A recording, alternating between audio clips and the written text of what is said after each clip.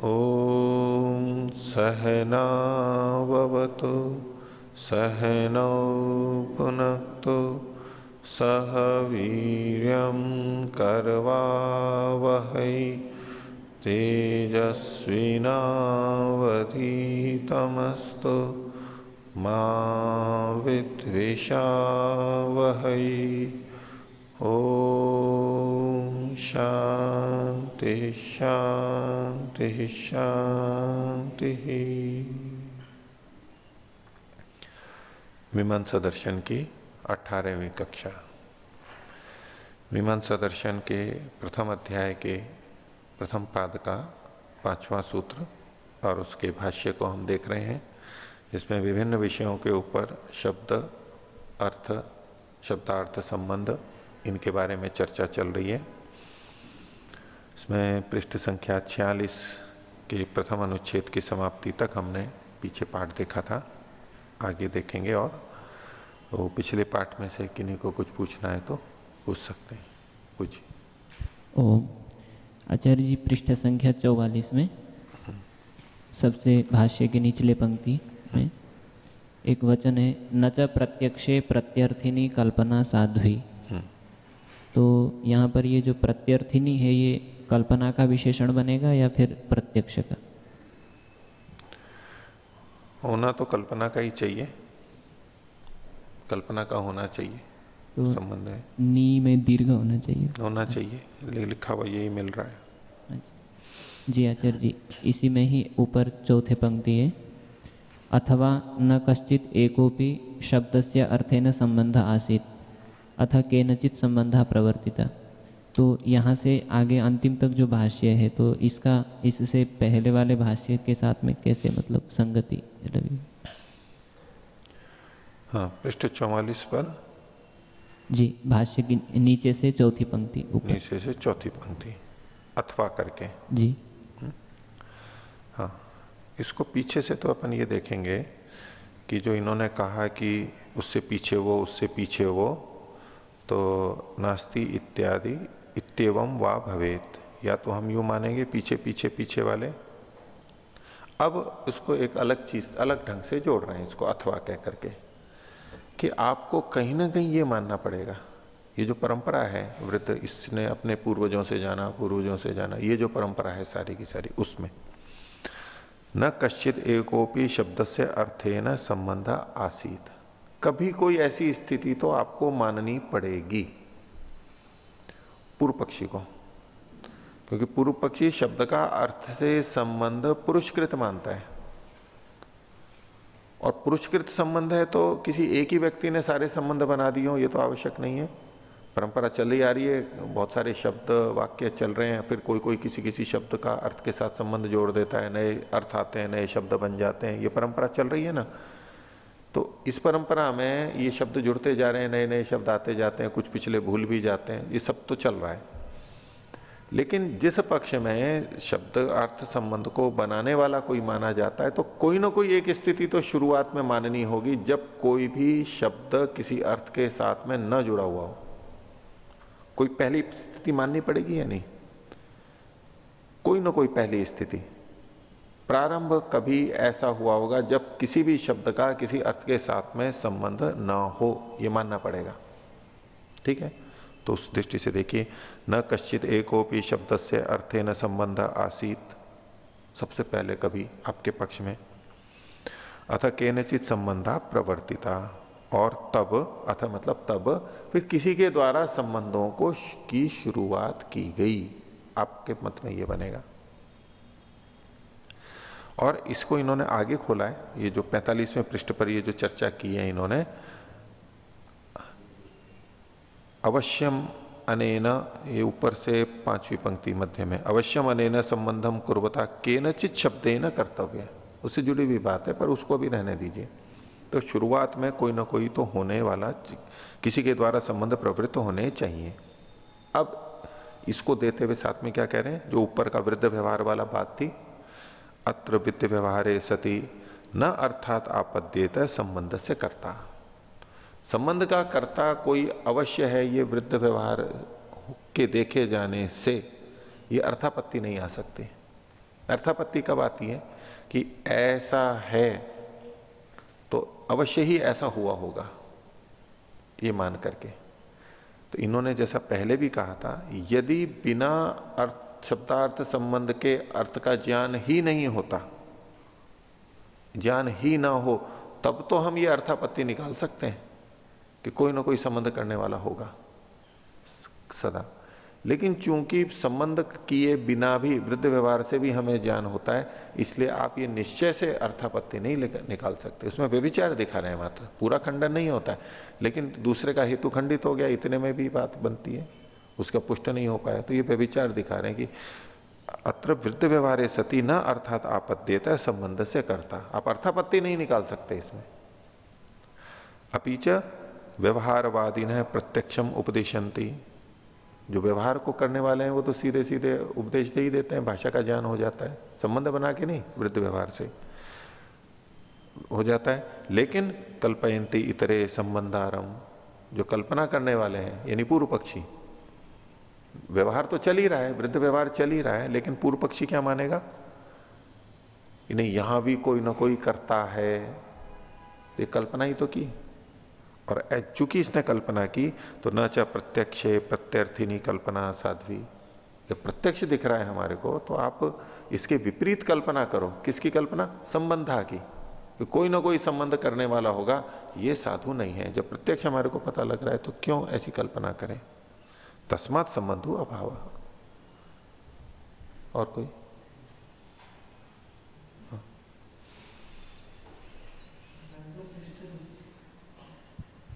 जो पृष्ठ 42 में लिखा है जी, द्वितीय पंक्ति, यदि ही पुरुषः कृत्वा संबंध व्यवहारयेत व्यवहार काले अवश्यम स्मर्तव्यम भवति। तो इसमें कुछ उदाहरण दिया, जैसे पाणिनि जी का आदि। तो ऐसे कुछ व्यवहार में तो ऐसे पाणिनि जी का स्मरण किए बिना वृद्धि का ज्ञान नहीं होगा, लेकिन कुछ ऐसे तो है ये व्याप्ति पूर्वक लागू नहीं आता। मेरा ये प्रश्न है। आप ये पूछना चाह रहे हैं कि वृद्ध शब्द के या वृद्धि शब्द के, वृद्ध नहीं वृद्धि शब्द के जो लोक में अर्थ होते हैं उसका तो संबंध करने वाले का पता नहीं होता, उस अर्थ का, लोक प्रचलित का, तो ये व्याप्ति नहीं बन रही है। तो ये सिद्धांती व्याप्ति थोड़ा ना दे रहा है कि जिस जिस अर्थ का हमें बोध होता है उसका बनाने वाला कोई ना कोई होना चाहिए। ये सिद्धांति की व्याप्ति नहीं है। सिद्धांति तो अपौरुषेयत्व तो सिद्ध करना चाह रहा है, संबंध ना करने वाला। नहीं, मेरा प्रश्न है अवश्यम स्मर्तव्यो भवति, इसके ऊपर है। तो स्मर्तव्यम भवति, जो जो वृत्ति का मतलब आ आई औ देखता है वो पाणिनि को स्मरण करेगा जी। कि भाई यहां पर वो पाणिनि को पढ़ रहा है, अभी अष्टाध्यायी को पढ़ रहा है, और वहां वृद्धि राजदयी सूत्र में वृद्धि शब्द का अर्थ या व्याकरण में और कहीं जहां भी वृद्धि शब्द आया है तो पाणिनि की स्मृति पूर्वक वहां पर आदि अर्थ लेगा, आ आई औ अर्थ लेगा, नहीं तो वहां गड़बड़ हो जाएगी। तो जहां जहां विशेष अर्थ का बोध होता है, जैसे पाणिनि एक विशेष हो गया, ऐसे ही वेद के अंदर, वेद से जोड़ करके लेना।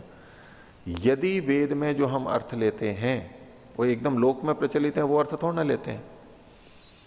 तो वेद के बनाने वाले ने जो शब्दार्थ संबंध यदि किया होता किसी पुरुष ने, तो जैसे शब्दार्थ संबंध वृद्धि आदि का पाणिनि ने किया है तो उसका स्मरण होता है, तो वेद जैसे विशिष्ट शास्त्र में भी उसके संबंधकर्ता का बोध होना चाहिए। इतनी व्याप्ति है।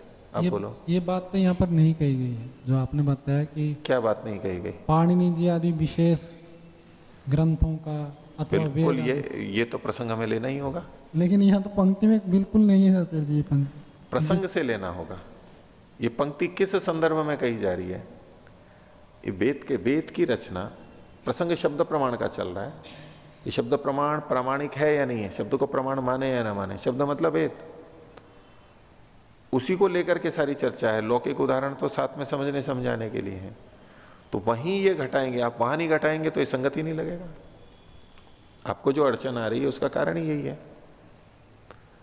मैं प्रारंभ में भी कहा कि जैसे शब्द की नित्यता अनित्यता का प्रसंग है, जब जैसे ही आता है कि शब्द नित्य है तो हम शब्द मात्र को लेकर के सोचने लग जाते हैं भी शब्द कैसे नित्य है, ये तो अनित्य है, बोला भी जाता है, नष्ट भी होता है। ये वो किस संदर्भ में है वहीं घटेगा, वो सब जगह घटाने लगेंगे तो नहीं घटेगा। ऐसे ही शब्दार्थ संबंध जो नित्यता की बात है, व्यवहार में हमें पता ही है ना, एक दूसरे का नाम रखा जाता है, कितने शब्दों नए रखे जाते हैं, बनाए जाते हैं, किसी वस्तु विशेष का नया अनुसंधान हुआ, कोई नई वस्तु आई है, उसका नाम रख दिया तो जाना जाता है। पहले वो नाम नहीं था, वो वस्तु ही नहीं थी, तो उसके लिए ये नहीं कह रहे हैं। ये शास्त्र विशेष का, जैसे कि अष्टाध्यायी दे दिया, पाणिनि का दे दिया, जैसे कि पिंगल छंद शास्त्र का दिया, ये जो शास्त्र विशेष हैं, यहां जो इन्होंने संबंध किए, जो इनकी तांत्रिकी परिभाषा है, वो विशेष ही होगी। योग दर्शन में संयम शब्द ले लीजिए, यम शब्द ले लीजिए, नियम शब्द ले लीजिए, इसके साथ साथ वो चीजें जुड़ी भी रहती हैं उस पूरी परंपरा के, ये इसने संबंध बनाया। ऐसे ही वेद में भी जुड़ती यदि कोई संबंध करने वाला होता, लेकिन वेद में जो शब्दार्थ संबंध है, वेद से जिन शब्दों का अर्थ का बोध होता है, वहां कोई संबंधा नहीं है संबंध करने वाला, इसलिए ये अपरुषय हैं, ये इनकी संगति है। ये संबंध पाणिनि का उदाहरण देके, पिंगल का उदाहरण देके ये सिद्ध नहीं कर रहे हैं कि इन शब्दार्थ संबंध का बनाने वाला कोई है, ऐसे ही वेद का भी कोई बनाने वाला है। ये तो इनकी प्रतिज्ञा के विपरीत जाएगा। इनकी प्रतिज्ञा है अपरुषय है, पूर्व पक्षी पौरुषेय मान रहा है, उसके खंडन के लिए कह रहे हैं यदि, अभ्युपगम से हो गया, यदि संबंध का करने वाला होता तो उसका स्मरण भी होता, जैसे कि पाणिनि का हो रहा है। यहां संबंध करने वाला पाणिनि है, ये स्वीकार कर रहे हैं, ये पौरुषेय है। केवल शास्त्र में इसको घटाएंगे, लोक में तो नहीं घटेगा।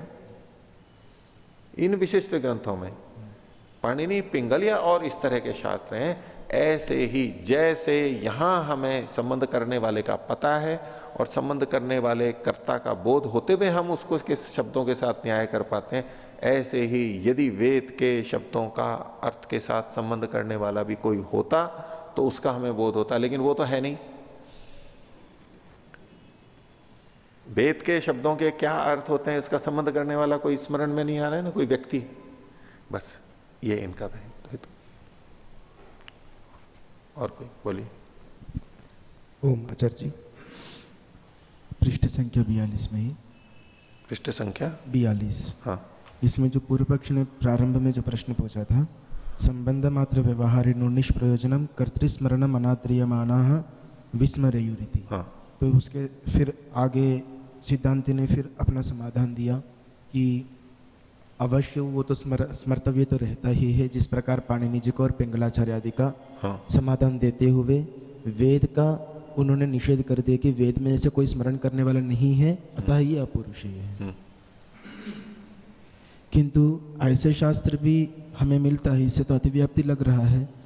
कुछ ऐसे शास्त्र भी मिलते हैं जिसको तो बनाया तो गया है, किंतु उसके बनाने वाले को हम स्मरण तो नहीं करते हैं। कौन जैसे? जैसे कि ब्राह्मण ग्रंथ हुए, उसमें भी कुछ पारिभाषिक तांत्रिक की परिभाषाएं होती है उनके तो भी। ब्राह्मण ग्रंथों के तो रचयिता है, पता है सभी का तो पता नहीं ना सर, जिस तरह से सभी शास्त्रों का कौन कौन करने वाला है उसका तो निश्चित तो पता नहीं, इसने इस शास्त्र को बनाया वो है। शब्दार्थ संबंध नहीं, शास्त्रों को बनाए इनके तो हमारे को मिलते हैं। कुछ का ठीक है विस्मरण भी हो जाता है, कुछ लौकिक शास्त्रों का इतने पुराने हो गए कालक्रम से, लेकिन उसका परंपरा ही टूट जाती है, तब जाकर के ऐसा होता है। वेद की परंपरा तो चल रही है,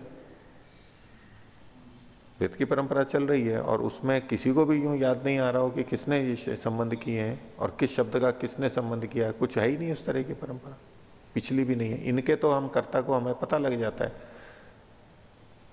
जैसे उपनिषद ग्रंथ है, हाँ, उपनिषद को बनाने वाला कौन है ये तो पता नहीं रहता, पता नहीं। उपनिषद जिन ग्रंथों से लिए गए हैं उनके कर्ता के अनुसार इसने उपदेश किया है, इसने बनाया, वो तो परंपरा है, उसी के अनुसार उपनिषदों में भी जुड़ता है। ये स्वतंत्र ग्रंथ तो है नहीं, वहां से जहां से लिए गए हैं वही माने जाते हैं। और कोई? ओ यदि यहाँ पर जो बात चल रही थी 44 पृष्ठ पर, हाँ, वृद्धानाम स्वार्थेन समव्यवहार मानानाम उपशृण्वन्तो बाला, तो वहाँ पर जो बाला जो प्रत्यक्ष देखता है प्रारंभ में, तो वहाँ पर तो उसको निमित्त जान कराया जाता है, कह कर कि ये चीज़ ये है, ये अर्थ, ये शब्द ये अर्थ है। उसे विरुद्ध व्यवहार नहीं कहते हैं। ये जो ज्ञान कराया जाता है कि ये कान है, ये नाक है, ये पिताजी हैं, ये भुआ है, ऐसे ऐसे जो करवाते हैं ना, ये विरुद्ध व्यवहार नहीं है। ये भी वृद्ध व्यवहार में नहीं, इसको वृद्ध व्यवहार नहीं कहते हैं। वृद्ध व्यवहार एक विशिष्ट भाषा में प्रयोग हुआ। ये तो शब्दार्थ संबंध जोड़ा जा रहा है, इसका नाम ये है, इसका नाम ये है। आप यहाँ ऋषि उद्यान में कोई आए तो बताएंगे भाई इसको अनुसंधान भवन कहते हैं, ये यज्ञशाला है, ये व्यक्ति ये हैं, ये कार्यालय है। ये सब क्या है? ये तो हम सीधे सीधे शब्दार्थ संबंध जोड़ रहे हैं। किसी को भी बताते हैं, परिचय करवाते हैं किसी का, ये मेरे ये हैं, ये मेरे ये हैं, आओ देखो सबसे परिचय कराते हैं। तो ये सब चीजें तो वृद्ध व्यवहार में नहीं आती हैं। ये तो सीधे सीधे शब्दार्थ संबंध कहा जा रहा है, उसका ये निषेध तो न कर रहे हैं। हाँ, ये परंतु ये भी जो परंपरा है, ये भी लंबी परंपरा, क्योंकि भले ही है ना, दूसरे को बताया भले ही है, लेकिन यहां तो संबंध जोड़ा है ना उसने, संबंध जोड़ के पूर्व जात संबंध को। इसका ये मतलब नहीं कह रहा हूं मैं कि उन्होंने इन संबंधों को नया बनाया है। हम जब किसी संस्था का परिचय देंगे, किसी शहर का परिचय देंगे, भारत का परिचय देंगे, किसी को अजनबी व्यक्ति को बताएंगे, तो हम जो अब बता रहे होते हैं वो हमने खुद ने शब्द का अर्थ के साथ संबंध नया नहीं जोड़ा होता है। हमें पता है किसी भी तरह से वृत्ति व्यवहार से या सीखने से, बताने से, और उसके अनुसार हम उसको बता रहे हैं, केवल उस संबंध को दूसरे को बता रहे हैं, हमने नया नहीं जोड़ा है। लेकिन हाँ, कोई यंत्र नया बना है, उसका कोई नाम रखा जाता है, कोई तूफान आ जाता है, उसका कोई नाम रख देते हैं। आजकल अलग अलग नाम रखते हैं तूफानों के, और ये इनके समझने के लिए, व्यवहार के लिए। ये नाम तो जो रखते हैं उन्हीं के द्वारा पहली बार रखे गए होते हैं, क्योंकि उससे पहले वो थी नहीं, वस्तु ही नहीं थी। हम अपने जन्म से पहले कहां थे, इस शरीर की दृष्टि से कह रहा हूं, तो हमें कभी पहले कभी अस्तित्व ही नहीं था।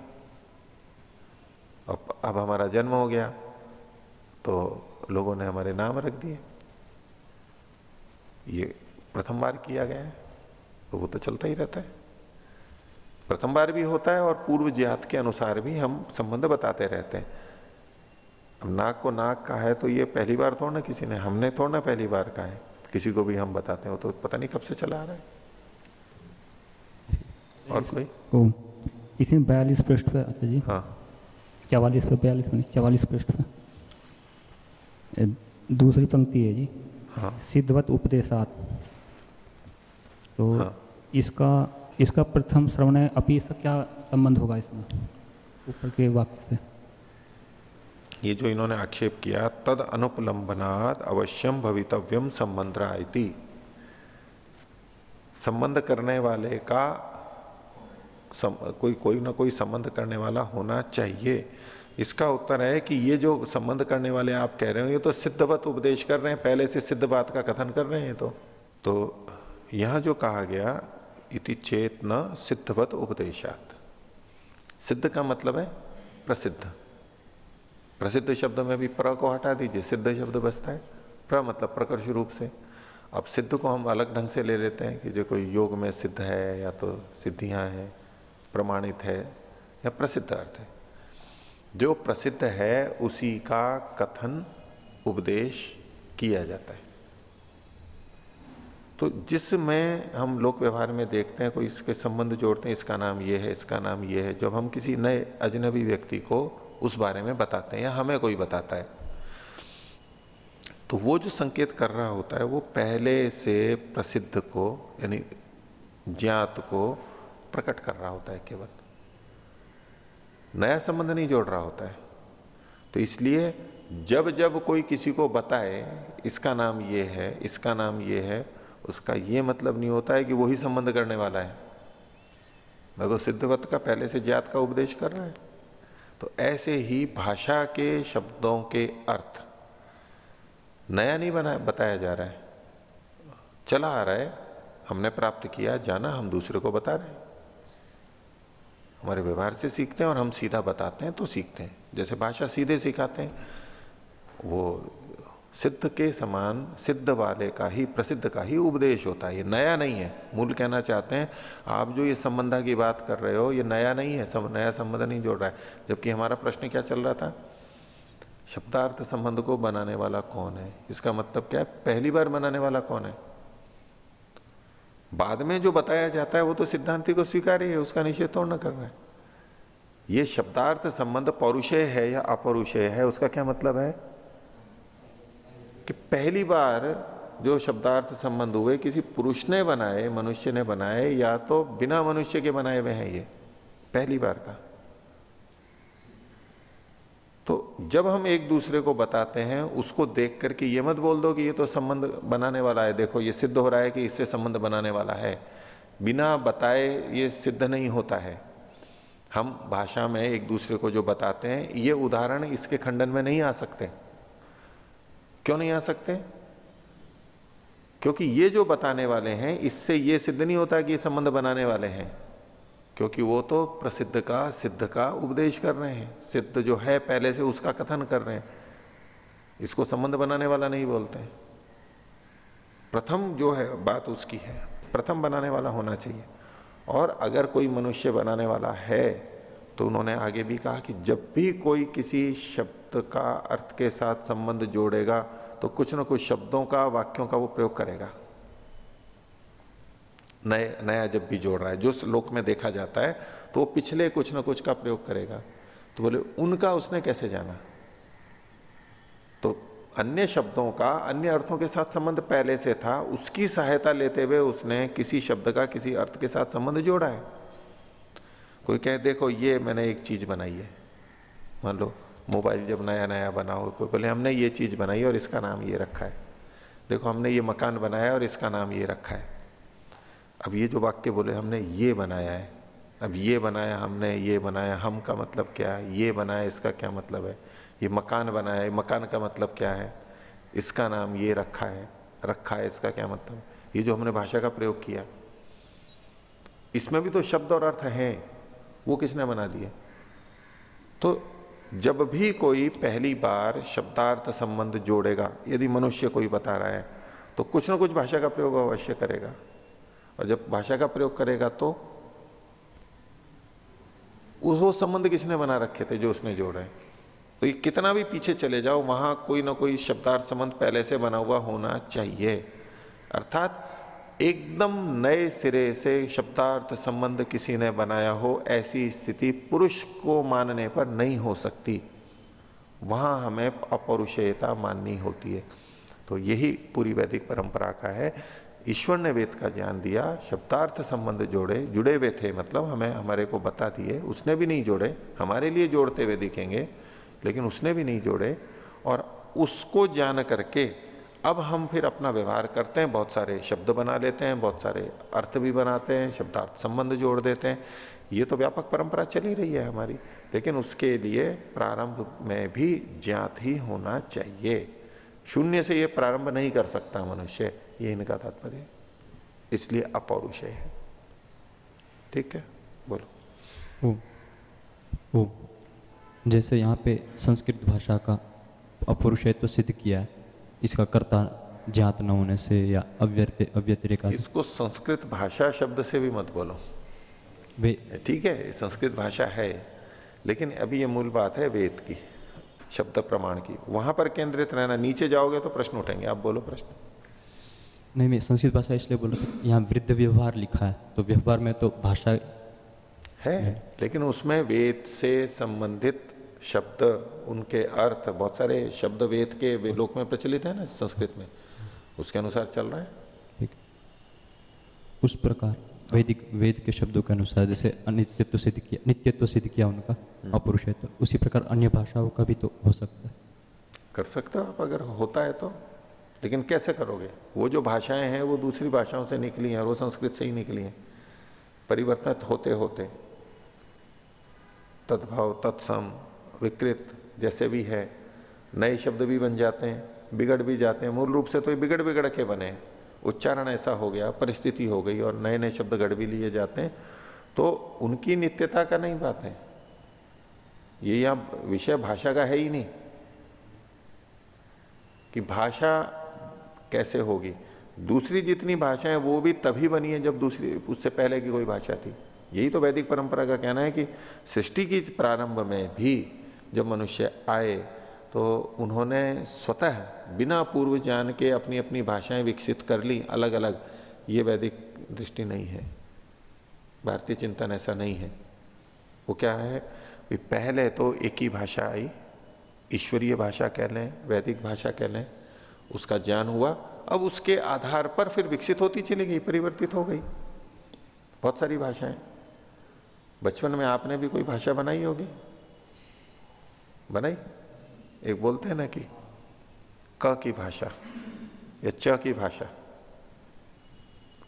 जैसे किसी को बोलना हो कमल, क च म च ल च, क च म च ल च। अब दूसरा तो समझ नहीं पाएगा, वो अपनी कोई भाषा करते हैं, हर वर्ण के बाद में एक एक वर्ण डाल देते हैं, ऐसी भाषा बना लेते हैं ना।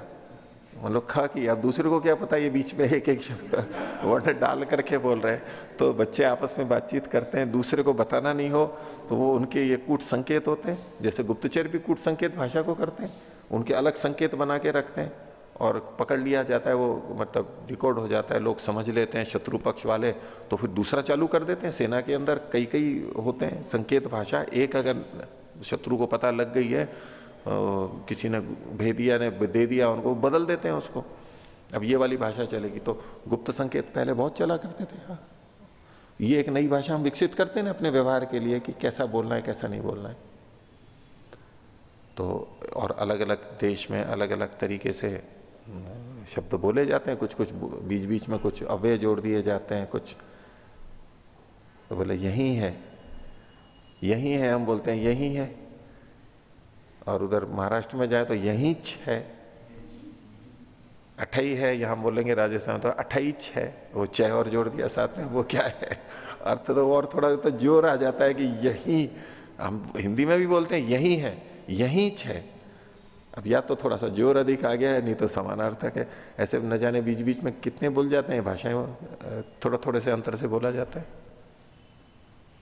ये तो मनुष्य कर सकते हैं और इसका यहां कहीं निषेध नहीं किया जा रहा है, ये ध्यान देना। हम पूरी भाषा को ले लेते हैं और इन सारी बातों को भाषा पे लगाने लगते हैं, इसलिए हमारे को बहुत सारे प्रश्न आ जाते हैं। ये जहां जहां दे रहे हैं ये वेद को ध्यान में रख करके बोल रहे हैं। ठीक है, आगे चलें।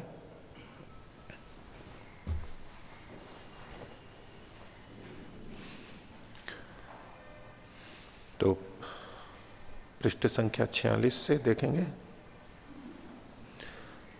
मीमांसा दर्शन के प्रथम अध्याय का प्रथम पाद और 5वां सूत्र। शब्दार्थ संबंध की ही बात चल रही है और उस प्रसंग में पीछे अव्यतिरेकश्च इससे संबंधित चर्चा चली थी और अब अर्थ के अनुपलब्ध होने पर, अर्थे अनुपलब्धे, इसको ध्यान में रख करके ये चर्चा चलाई जा रही है।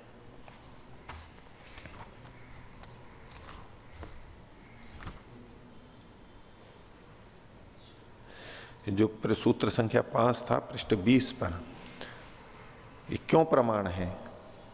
तो वहां पर सूत्र था औत्पत्तिकस्तु शब्द से अर्थेन संबंध तस्य ज्ञानम उपदेशो अव्यतिरेकश्च, और फिर क्या था?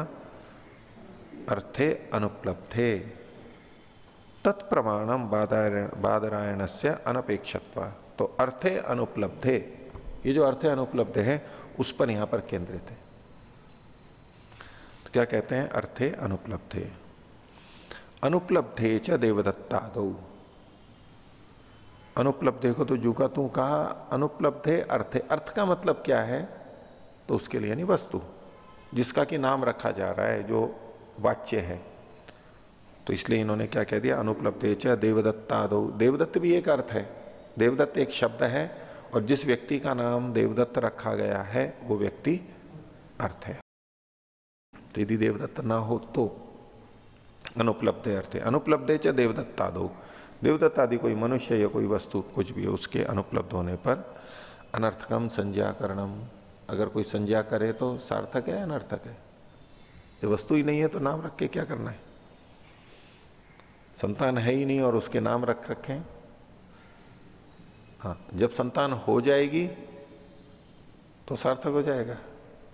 बच्चे का नाम ये, बच्ची का नाम ये, सोच सकते हैं योजना कोई, लेकिन नाम तो रख दिया और बच्चे हुए नहीं, अब वो नाम रखना अनर्थक है।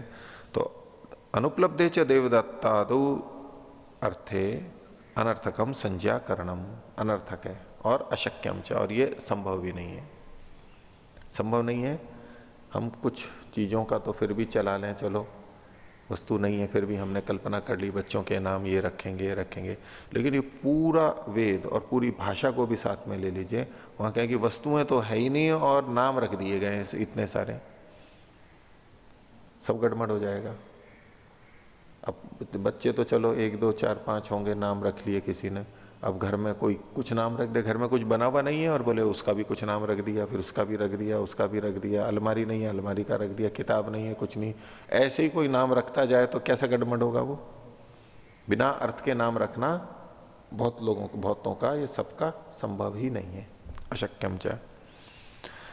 विशेषान प्रतिपत्तुम ही संज्ञा क्रियन्ते, भाई हम नाम रखते किस लिए हैं, तो विशेष को जानने के लिए। विशेष मतलब वस्तु विशेष, और विशेष का ये मतलब नहीं होता है कि जिसमें बहुत गुण हो, विशेष का मतलब ये थोड़ा ना होता है। वैसे तो हम प्रयोग यही करते हैं, भाई ये तो विशेष व्यक्ति है, न विशेष व्यक्ति है मतलब सामान्य से भिन्न है, सामान्य से भिन्न है मतलब इतना ही नहीं, सामान्य से भिन्न तो ठीक है, कुछ अतिरिक्त गुण है इसके अंदर, ये तो विशेष ही है, विशेष गुण है, विशेष महंगी है, विशेष सुंदर है कोई वस्तु इत्यादि, उसको कहते हैं कि तो विशेष है। लेकिन यहां विशेष का मतलब वो नहीं, विशेष मतलब औरों से भिन्न, उसकी अपनी विशेषता है, जैसे कि हम सब विशिष्ट है ना, हम सब विशिष्ट है या नहीं है। अब किसी को कहोगे जी आप तो विशेष हो, बोले नहीं नहीं नहीं मैं विशेष नहीं हूं, मैं तो सामान्य हूं तो बोले नहीं विशेष तो हो आप, तो हर व्यक्ति विशेष है, उस जैसा कोई नहीं है, उसके जैसे रंग रूप वाला कोई नहीं है, उस जैसे गुणधर्म वाला कोई नहीं है, तो व्यक्ति विशेष ही तो हुआ ना, अपने आप में विशिष्ट है, इकाई है, यूनिक है, उस जैसा कोई नहीं है। और मनुष्यों की छोड़ दीजिए, जूते चप्पल आदि जो भी है हर चीज विशेष है। अब ये घड़ी भी है तो ये घड़ी विशेष नहीं है, हमारी चप्पलें रखी हुई हैं, वो चप्पल कोई बहुत अच्छी हो तो कह देंगे कि चप्पल विशेष है, ये जूते विशेष है, अथवा कुछ कटी फटी हो या पुरानी हो तो भी कहते हैं कि पुस्तक ये चप्पल विशेष है तो वो तो दोनों में ही आता है, इकाई के अंदर। जैसे कि किसी शासन के अंदर भी बोलते हैं भाषा में, नागरिक शास्त्र में, इसमें पॉलिटिकल साइंस में, इसमें बोलते हैं कि प्रजातंत्र की विशेषताएं बताइए, लोकतंत्र की, सिविक्स के, हाँ सिविक्स में, पॉलिटिकल साइंस एमए बीए में उसको पॉलिटिकल साइंस बोलते हैं, सिविक्स बोलते हैं, हाँ राजनीति शास्त्र कह लीजिए। तो उसमें क्या है कि एक तो लोकतंत्र होता है, एक राजतंत्र होता है, अलग अलग चुनाव पद्धतियां होती हैं, बोले इसकी विशेषताएं बताइए। तो प्रजातंत्र की एक विशेषता बताई जाती है कि यहां पर 51 मूर्ख 49 बुद्धिमानों पर शासन कर सकते हैं, कर सकते हैं ना। अब ये विशेषता मतलब तो वो गुण नहीं है, तो निंदा में कहा जा रहा है निंदा में, यूं अवगुण है ये, लेकिन औरों से तो भिन्नता है ना, तो ये इसकी विशेषता है, ये इसकी विशेषता है, इस रूप में विशेषता यानी पृथकता, भेद को बताने के लिए। तो हम सब विशिष्ट हैं। तो विशेषान प्रतिपत्तुम ही संज्ञा क्रियन्ते, ये जो हम नाम रखते हैं वो किस लिए करते हैं, विशेष को जानने के लिए, उस विशेष वस्तु व्यक्ति को नाम इसीलिए तो रखते हैं, नहीं तो हम कैसे बोलेंगे, गांव में कस्बे में इतने लोग हैं, हम कैसे बोलेंगे, घर में पुकारने के लिए जब हम नाम रख रहे हैं वो इसीलिए तो रख रहे हैं कि भाई इस आकृति वाला ये व्यक्ति ही इससे बोधित हो, वो विशेष को ही तो हम बोलना चाहते हैं।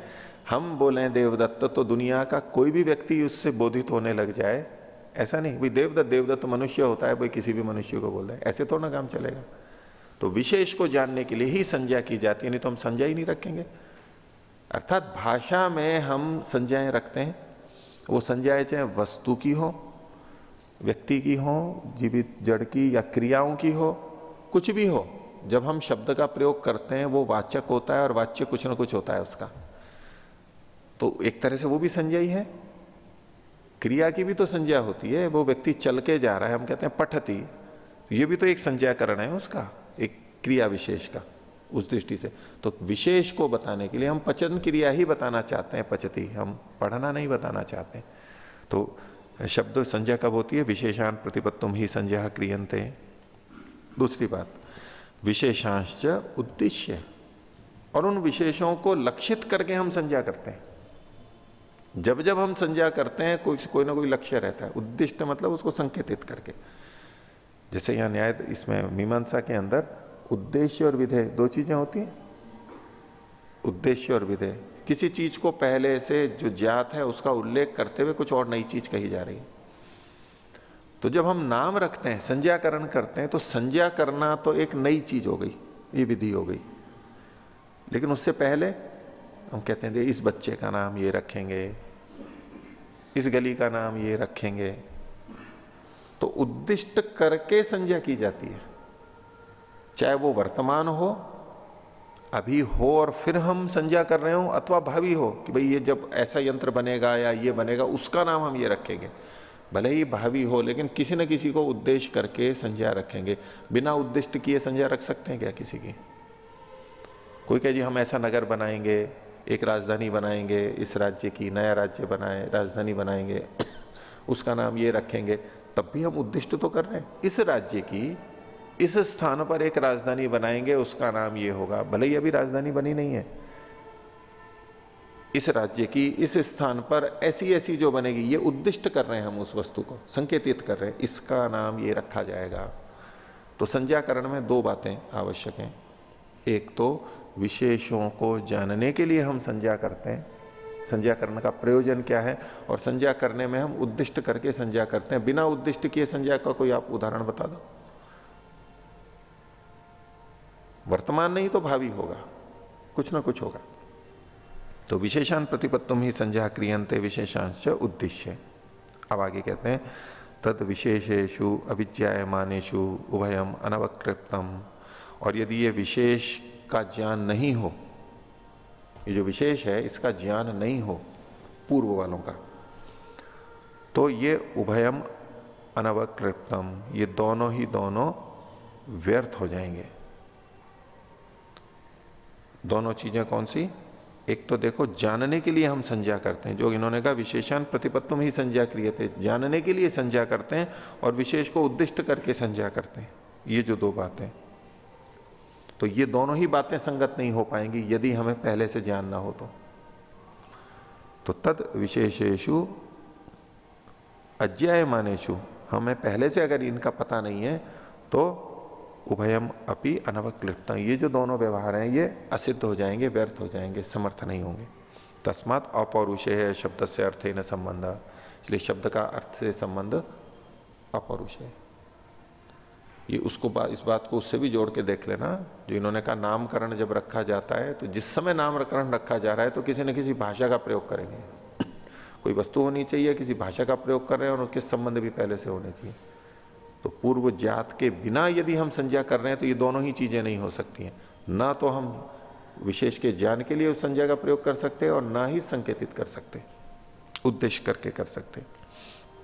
तस्मात् अपौरुषेय शब्द से अर्थेन संबंध अतश्च तत्प्रमाणम अनपेक्षत्वात्, इसलिए शब्द का प्रमाण है अनपेक्ष होने से, उसको दूसरे की अपेक्षा नहीं है, सिद्ध है पहले से, इसलिए इसको स्वीकार किया जाता है। आगे न चैवम सती पुरुषांतरम प्रत्यांतरं च अपेक्षते, और ऐसा होने पर, कैसा होने पर? शब्द को प्रमाण मान लेने पर। किन विषयों में? धर्म के विषय में। ये प्रसंग भी जोड़ करके देखना, धर्म की चर्चा चल रही थी, धर्म की जिज्ञासा चल रही थी, उस प्रसंग में ये सारे प्रमाण आए थे। मूल चीज वही है, धर्म की जिज्ञासा। तो इसके जानने में, धर्म के जानने में पुरुषांतरम प्रत्यांतरं च न अपेक्षते, किसी दूसरे पुरुष की आवश्यकता नहीं है और न ही अन्य किसी ज्ञान की आवश्यकता है, अन्य किसी प्रमाण की आवश्यकता है। मूल इसी से हमें शब्द से ही, शब्द प्रमाण से ही इसका ज्ञान होगा। तस्मात् चोदना लक्षण एवं धर्मो न अन्य लक्षण। इसलिए धर्म क्या होगा? शास्त्र प्रतिपादित जो अर्थ है बस वही धर्म है, यही लक्षण बनेगा और कुछ लक्षण नहीं बनेगा। धर्म के लिए तो यही अंतिम प्रमाण है। आगे बादरायण ग्रहणम उक्तम, वो जो 5वां सूत्र था जिसमें बादरायण का मत लिखा था, बादरायण का नाम वो उनके स्मरण के लिए है, उनके मत के लिए, वो इन्होंने बोले वो तो केवल उनके स्मरण के लिए, ये हम पहले कह चुके हैं। तो ये सूत्र का हुआ। और पीछे जो इन्होंने आक्षेप किए हैं वेद के ऊपर, वेद की अप्रामाणिकता के लिए कुछ आक्षेप किए थे पीछे, उनका उत्तर वहां नहीं आ पाया था, वो आगे चलेगा। बोलिए। ओम आचार्य जी, यहाँ पर अभी जो हमने पढ़ा इसमें तस्मात् अपौरुषेय शब्द से अर्थेन संबंध, शब्द का अर्थ के साथ में संबंध अपौरुषेय है। इसमें जो हेतु दे रहे हैं कि हम शब्दों का संज्ञा का जो प्रयोग करते हैं वो विशेष को जानने के लिए करते हैं और विशेष को उद्देश्य करके ही संज्ञाकरण किया जाता है, इसलिए वेद अपौरुषेय हैं। तो इसमें आपस में हेतु में और प्रतिज्ञा में, साध्य में संगति। लोक में हम ऐसा करते हैं। अब उसको पिछली बातों से जोड़ के रखिए कि यदि हम ही इशारा कर रहे होते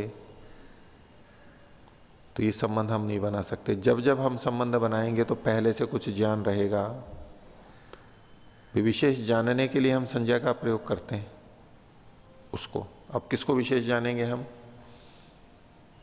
वो वस्तु, उस वस्तु के बारे में भी कुछ न कुछ वाक्य बोले जाएंगे। भाई संज्ञाकरण कर रहे हैं विशेष को जानने के लिए, तो हम कहेंगे ना कि इसका नाम, किसका नाम, ये जो विशेष व्यक्ति है, तो वहां भाषा का प्रयोग होगा और वो संबंध पहले से बना हुआ होगा। पिछली वाली बातों को जोड़ करके भी करना पड़ेगा यहां पर। अगर ये संबंध सब मनुष्यकृत ही होता तो वो संभव नहीं होगा, क्योंकि विशेष को जानने के लिए संज्ञा का प्रयोग किया जाता है और विशेष को उद्दिष्ट करके किया जाता है। तो उद्दिष्ट करेंगे तो वहां कुछ ना कुछ भाषा तो प्रयोग होगी ही, इसलिए पहले से मानना पड़ेगा। आगे देखिए, चित्राक्षेप परिहार, ये इन्होंने शीर्षक दिया है। तो याग से संबंधित और शास्त्र वचनों से संबंधित जो पीछे आक्षेप किए गए थे उनको बता रहे हैं। चित्रया यजेत पशु काम, तो वो जो वहां चित्र शब्द था उसकी तरफ संकेत है ये। तो अथ यदुक्तम, सिद्धांती कह रहा है कि आपने जो वो कहा था, आक्षेप दिया था, क्या? अनिमित्तम शब्द कर्म काले फल दर्शनात्, अनिमित्त कर्म काले फल अदर्शन, अनिमित्तम शब्द, शब्द धर्म के ज्ञान में या अर्थ के बोध में अप्रमाण है, अनिमित्त है, हेतु नहीं बनता है। अनिमित्तम शब्द, ये इसकी प्रतिज्ञा है, पूर्व पक्षी की थी। क्यों हेतु था? कर्म काले फल अदर्शनात्, जिस समय हम कर्म करते हैं उस समय फल नहीं देखा जाता है।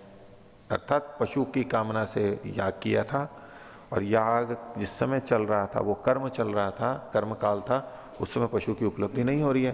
तो कर्म काले फल अदर्शनात्, यही कहा था पूर्व पक्षी ने, एक हेतु। दूसरा और अपनी पुष्टि के लिए क्या था? कालांतरे च कर्माभावात् प्रमाणम नास्ति, और यदि कोई कालांतर में पशु की प्राप्ति हो रही है तो उस समय कर्म का अभाव है, आपका कर्म तो समाप्त हो गया, आपका याग तो कालांतरे च कर्म अभावात् प्रमाणम नास्ति इति, उसमें इसका कोई शब्द का प्रमाण नहीं है, ये आक्षेप उद्धृत किया है। तदुच्यते, अब उसका उत्तर दे रहे हैं। न स्यात् प्रमाणम, शब्द अप्रमाण हो जाता, न स्यात् प्रमाणम, प्रमाण नहीं होता। कब? यदि पंचैव प्रमाणानि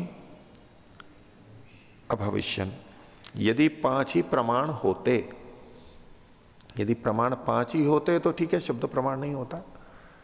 लेकिन पीछे इन्होंने कितने प्रमाण माने थे? 6 प्रमाण माने थे। 6 में कौन?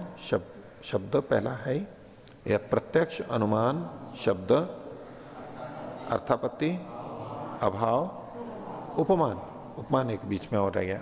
ये 6 प्रमाण उन्होंने माने थे, ये 6 प्रमाण मान के चलते हैं। तो कह रहे हैं कि शब्द अप्रमाण हो जाए, मान लिया। कब? यदि 5 ही प्रमाण होते तो। यदि पंचैव प्रमाणानि अभिविष्यन्, अब कहते हैं कि प्रमाण किसे कहते हैं? शब्द प्रमाण है या नहीं है, इसकी चर्चा कर लेते हैं। तो पहले बताओ प्रमाण किसे कहते हैं, ये बताना पड़ेगा, पहले परिभाषा कर लो। वो परिभाषा यदि शब्द पे लागू होती है तो उसको प्रमाण मान लेंगे, नहीं तो नहीं मान लेंगे, तो पहले से निर्धारित कर लेते हैं। तो खुद कह रहे हैं अपने ढंग से, ये नहीं प्रमीयते तत्त प्रमाणम, जिस जिसके द्वारा जाना जाता है उसको प्रमाण कहते हैं। जिस जिसके द्वारा जाना जाता है उसको प्रमाण कहते हैं। ये सिद्धांति को भी स्वीकार्य है और पूर्व पक्षी को भी स्वीकार्य है। तो बोले शब्देना भी प्रमीयते, शब्द से भी तो ज्ञान होता है। तथा शब्दों भी प्रमाणम, तो इसलिए शब्द भी प्रमाण है। उदाहरण दिया यथैव प्रत्यक्षम, जैसे प्रत्यक्ष प्रमाण, प्रत्यक्ष से भी कुछ जाना जाता है इसलिए वो प्रमाण है, तो शब्द से भी कुछ जाना जाता है तो वो भी प्रमाण है। प्रमाण क्यों नहीं मानोगे आप? क्या शब्द से कुछ नहीं जाना जाता? जाना जाता है तो शब्द भी प्रमाण है। आगे, न च प्रमाणेन अवगतम प्रमाणांतरेण अनवगतम इति एतावता अनवगतम भवति। एक प्रमाण से किसी बात को जान लिया, प्रमाणेन अवगतम, प्रमाण से एक बात को जान लिया, और प्रमाणांतरेण अनवगतम, दूसरे प्रमाण से वो जाना नहीं गया। दूसरे प्रमाण से खंडित हुआ ये नहीं, दूसरे प्रमाण से वो जाना नहीं गया। प्रमाणांतरेण अनवगतम इति एतावता अनवगतम भवति। इससे वो पहले प्रमाण से जो जाना गया वो नहीं जाना गया नहीं हो जाता है। पहले प्रमाण से जो जाना गया ठीक है, दूसरे प्रमाण से वो नहीं जाना गया, इससे वो पहले वाला असिद्ध नहीं हो जाता है। उससे जाना गया है, एक प्रमाण से जाना गया है, तो वो एक प्रमाण भी अपने आप में प्रमाण होगा, भले ही दूसरे प्रमाणों से पता ना लग रहा हो उसको। शब्द प्रमाण से यदि कुछ जाना गया है वो है, यदि वो दूसरे प्रमाणों से नहीं जाना गया, इतने मात्र से उसका शब्द प्रमाण का या किसी एक प्रमाण का खंडन नहीं होता है। हाँ, दूसरे प्रमाण से विपरीत ज्ञान अगर उत्पन्न हो रहा है तो भले ही कह सकते हैं, लेकिन जाना नहीं गया इतने मात्र से नहीं कह सकते। और एक स्पष्टीकरण कह रहे हैं, न चैव श्रूयते, ऐसा थोड़ा सुना जाता है। क्या? कृते कर्मणि तावतैव फलम भवति, तावता एव फलम भवति। कर्म किया और उसी समय फल हो जाएगा, उतने मात्र से वही फल हो जाएगा, ये थोड़ा कहा जा रहा है। दो बातें, कर्म किया गया तो उतने से ही फल हो जाएगा ये नहीं कहा जा रहा है यहां पर, अथवा कर्म किया गया तो उसी समय फल हो जाएगा ये नहीं कहा जा रहा है, उसी क्षण तत्क्षण। चित्रया यजेत पशु काम, पशु की कामना वाला चित्रयाग करे, उससे यजन करे। तो इसका यह मतलब नहीं है कि मात्र चित्रयाग करने से पशुओं की प्राप्ति हो जाएगी, इसका यह अर्थ नहीं है। दूसरा, चित्रयाग किया और उसके तत्काल बाद में पशु की प्राप्ति होगी, यह भी अर्थ नहीं है इसका। क्योंकि पूर्व पक्षी का जो आक्षेप है वो क्या है कि हमने कर्म किया और कर्म के काल में फल नहीं आया। एक तो काल का, और बोले जो जो कर्म कांड आपने कहा था वो तो कर लिया और पशु प्राप्त नहीं हुआ है, तो जितना करना था उससे उतने ही से ही फल प्राप्त होना है, ये भी पूर्व पक्षी मान के चल रहा है। उसी समय और उतने मात्र से फल प्राप्त होगा, ये मान करके पूर्व पक्षी खंडन कर रहा है। क्योंकि जिस तरह से खंडन कर रहा है उससे पता लगता है अधिकरण सिद्धांत कि वो ये मान रहा होगा, इसलिए सिद्धांति इसी ढंग से उत्तर दे रहा है, उसको स्पष्ट कर रहा है। बोले यहां ये नहीं मानना चाहिए, न चैवम श्रूयते, ये जो वाक्य है इससे ये नहीं सुना जा रहा है। कौन सा वाक्य? चित्रया यजेते पशु काम है या अग्निहोत्रम जुहियात स्वर्ग काम। ये जो वाक्य है इससे ये थोड़ा पता लग रहा है कि मात्र इतने करने से फल हो जाएगा और तत्काल बाद में फल हो जाएगा, ये इससे शब्द नहीं कह रहा है इस बात को। तो कृते कर्मणि तावता एव फलम भवति, ये नहीं कह रहा है। किंतु, लेकिन क्या कह रहा है ये, इस इन वाक्यों का क्या अर्थ है? कर्मणः फलम प्राप्यते, कर्म से फल की प्राप्ति होती है, बस इतना कहा गया है। कर्म से फल की प्राप्ति होती है, केवल इतना कहा गया है। तो इस कर्म से फल की प्राप्ति होती है, ना तो उसी समय का कहा गया और ना मात्र इतने से कहा गया। व्यायाम करने से बल बढ़ता है? बढ़ता है? ठीक है, चलो मान लिया, बोले कि खाना तो खाया नहीं उसने, खाना नहीं खाया, और बोले व्यायाम तो कर रहे, बोले बल बढ़ना चाहिए, क्योंकि आपने वचन किया ना व्यायाम करने से बल बढ़ता है, तो व्यायाम करते ही बल बढ़ना चाहिए, व्यायाम करते ही बल बढ़ना चाहिए। अगर पूर्व पक्षी की इस शैली से वहां देखें, और व्यायाम करने के बाद में बल बढ़ता है या घटता है? व्यायाम के तत्काल बाद में, बोले खूब व्यायाम करो खूब बल बढ़ेगा, तो खूब व्यायाम कर लेते हैं, उसके बाद तो थोड़ी थकान आ जाती है। हम जितना भार शुरू में उठा सकते हैं, अच्छी स्थिति में उठा सकते हैं, वो उतना नहीं उठा सकते, कम हो जाता है थोड़ा। तो बोले व्यायाम करने से तो बल घट गया। और भोजन नहीं करें, बोले व्यायाम करने से तो बल बढ़ना चाहिए। आपने कहा ये तो वाक्य गलत है। भाई व्यायाम करने से बल बढ़ना चाहिए, इसका ये मतलब नहीं है कि व्यायाम करते ही तत्काल बाद में बल बढ़ जाएगा, पहली बात। दूसरी बात, मात्र व्यायाम करने से बल बढ़ जाएगा, ये भी नहीं कहा जा रहा है इस वाक्य से। दूसरी चीजें भी तो चाहिए ना, आपको निद्रा भी ठीक होनी चाहिए, आपका भोजन भी ठीक होना चाहिए, आपको और स्वच्छता का भी ध्यान रखना चाहिए। उन सब चीजों का निषेध थोड़ा ना किया जा रहा है। उन सबके रहते रहते ये भी करेंगे तो वह बल बढ़ेगा, अच्छा बढ़ेगा। और उसका ये भी मतलब नहीं है कि जो व्यायाम नहीं करता है उनका बल नहीं बढ़ता है। बल तो बढ़ता है। व्यायाम मतलब विशेष व्यायाम। अभी सामान्य चलना फिरना खाना पीना, उससे भी तो बच्चा बड़ा होता है तो बल बढ़ता ही जाता है। जो बच्चा व्यायाम नहीं करता है उसका भी बल बढ़ता है, लेकिन विशेष बल बढ़ता है। तो जो वाक्य कह ही नहीं रहा है वो मान करके आप खंडन कर रहे हो कि फल की प्राप्ति उसी समय होनी चाहिए और वहीं होनी चाहिए, अन्य कर्मों की आवश्यकता के बिना, अन्य कर्मों के बिना ही फल की प्राप्ति होनी चाहिए, तो वाक्य कह ही नहीं रहा है। तो फिर देखिए, न चैवम श्रूयते शब्द से ये अर्थ नहीं निकाला जा, शब्द में ये नहीं सुना जा रहा है कि कृते कर्मणि तावतैव फलम भवति, किंतु कर्मणः फलम प्राप्यते, केवल इतना है, इस कर्म से फल की प्राप्ति होती है, इस कर्म से फल की प्राप्ति होती है, बस केवल इतना कहा जा रहा है। आगे यच्च, जो आपने कहा कालांतरे फलस्य अन्यत फलम कारणम अस्ति इति, पूर्व पक्षी ने वहां यूं कहा था कि कालांतर में जब फल की प्राप्ति होती है, यानी पशु तो प्राप्त होते ही रहते हैं, तो कालांतर में प्राप्त होते हैं, तो उसमें फल का अन्यत प्रत्यक्षम कारणम अस्ति, दूसरे प्रत्यक्ष कारण हमारे को दिखाई दे रहे हैं।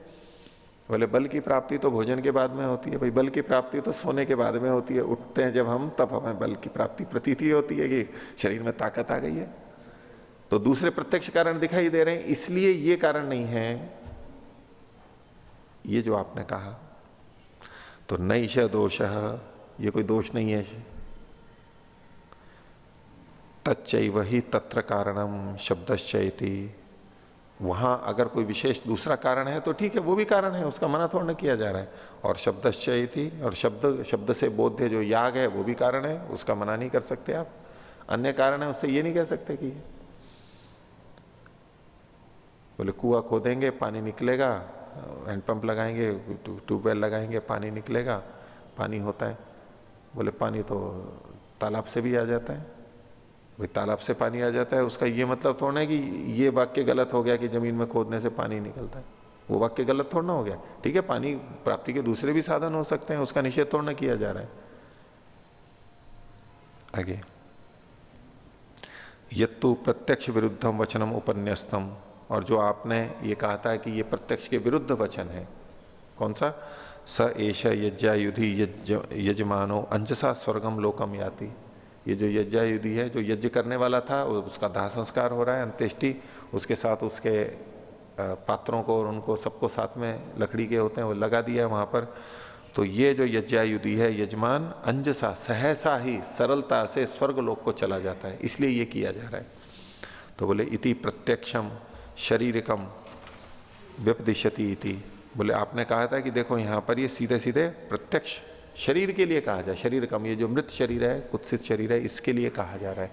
लेकिन ये तो यहीं जल जाता है, ये स्वर्ग में कहां जाता है, ये जो आपने कहा था। तो तदुच्यते, उसके लिए उत्तर दे रहे हैं कि शरीर संबंधात यस्य तत्शरीरम सोपी तैर यज्ञायुधैर यज्ञायुधि इति उच्यते। बोले यहां इस वाक्य का ये मतलब नहीं है कि ये जो मृत शरीर है ये स्वर्ग में जाएगा। क्यों? क्योंकि शरीर का संबंध होने से, शरीर के साथ में किसका संबंध है? आत्मा का।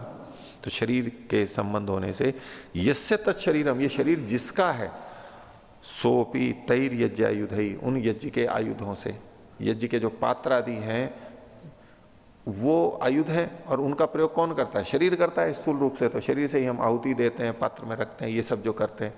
तो एक तरह से तो शरीर यज्ञायुधि है, लेकिन शरीर से संबद्ध जो आत्मा है वो भी यज्ञायुधि है, और यहां यज्ञायुधि का मतलब वो आत्मा है। तो यस्य तत्शरीरम सोपी तैर यज्ञायुधैर यज्ञायुधि इति उच्यते, वो भी यज्ञायुधि ही कहा जाता है, और वो स्वर्ग को जाता है। यहां जो कहा जा रहा है उसका मतलब ये नहीं कि शरीर जाता है, आत्मा वहां पर जाती है। तो जब ये बात आई तो पूर्व पक्षी पूछेगा भी ये आत्मा कहां से आ गई नई चीज? तो उसने पूछा आह कोसो अन्य, ये जो आप अन्य कह रहे हो इस शरीर से भिन्न, इससे संबंधित, वो कौन है ये कोसो अन्य? आगे कहता है नैनम उपलब्धा में है, हमें तो पता नहीं लग रहा है कोई ये जो इससे अतिरिक्त जो कोई चीज है। तो सिद्धांति कह रहा है प्राणादि भी एनम उपलब्धा में है, प्राण आदि के द्वारा हम उपलब्ध करते हैं, हमें पता लगता है कि यहां शरीर से भिन्न भी कोई है। कौन है? बोले यो सो प्राणी थी, जो ये प्राण ले रहा है, जीवन चल रहा है जिसका, अपानी थी, श्वास को छोड़ रहा है या ले रहा है, उच्छ्वसिति बाहर छोड़ रहा है, निमिषति नेत्रों को बंद कर रहा है, इत्यादि चेष्टित्वान, इत्यादि चेष्टाओं वाला, सो अत्र शरीरे यज्ञायुधि, वो इस शरीर के अंदर यज्ञायुधि है, जो इन सब क्रियाओं को कर रहा है वो आत्मा है। तो पूर्व पक्षी कह रहा है ना शरीरों में वह प्राणी थी अपानी थी, ये जो आप कह रहे हो कि ये तो आत्मा कर रहा है, ये तो शरीर कर रहा है, भाई सांस लेना छोड़ना पलकें करना झपकना ये तो शरीर कर रहा है, आप ये अन्य को कहां से ला रहे हो? इससे अन्य कौन सिद्ध हो रहा है? ये तो शरीर ही है। तो सिद्धांति कह रहा है ना, नहीं, आपका कथन ठीक नहीं है। प्राणादय शरीर गुण विधर्माण, ये जो प्राण अपान उच्छ्वास निमेश ये है, ये शरीर के गुणों से विपरीत गुण वाले हैं, अर्थात ये शरीर के गुण नहीं है, ये शरीर के धर्म नहीं है। अभी शरीर के धर्म क्यों नहीं है? तो शरीर के ही तो दिखाई देते हैं हमारे को। सिद्धांत कह रहा है ये शरीर के धर्म नहीं है। क्यों नहीं है? तो बोले अयथावत शरीर भावित्वात्, जब तक शरीर है तब तक ये गुण इसमें देखे नहीं जाने से। जिस वस्तु के जो गुण होते हैं वो उसमें यावत द्रव्य भावी एक शब्द होता है, जब तक वो द्रव्य है तब तक उसमें वो गुणधर्म रहेंगे। यदि प्राण अपान उच्छ्वास निमेश उन्मेष आत्मा के धर्म होते तो जब तक नहीं, जब तक ये, यदि ये शरीर के धर्म होते तो जब तक शरीर है तब तक ये दिखने चाहिए थे। रूप रस रूप आदि जो है ये शरीर के धर्म है, तो जब तक शरीर है तब तक दिखते हैं, भले ही आत्मा चला जाता है। लेकिन प्राण अपान उच्छ्वास आदि निमेश आदि मरने के बाद में शरीर में नहीं देखे जाते। इसका मतलब ये शरीर के धर्म नहीं है, आप इनको शरीर का क्यों कह रहे हो, ये तो आत्मा के हैं। तो अयावत शरीर भावित्वात् ये हेतु दिया है। यदि शरीर के होते तो शरीर के रहने तक ये होते, लेकिन ये नहीं देखे जाते, उससे पहले भी चले जाते हैं। इससे सिद्ध होता है कि इनको करने वाला जो है, इनवान जो है वो आत्मा, इससे भिन्न कोई चीज है, और वो यज्ञायुधि है, वो स्वर्ग में जा रहा है।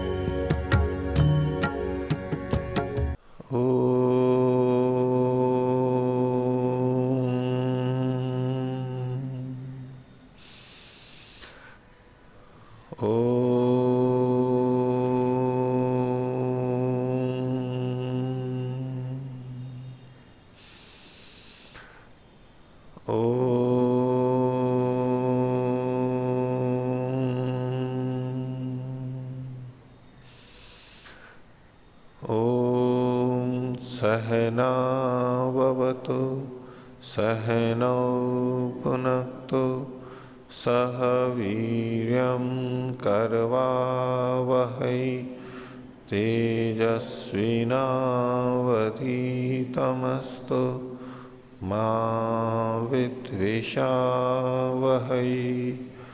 ओम शांति शांति।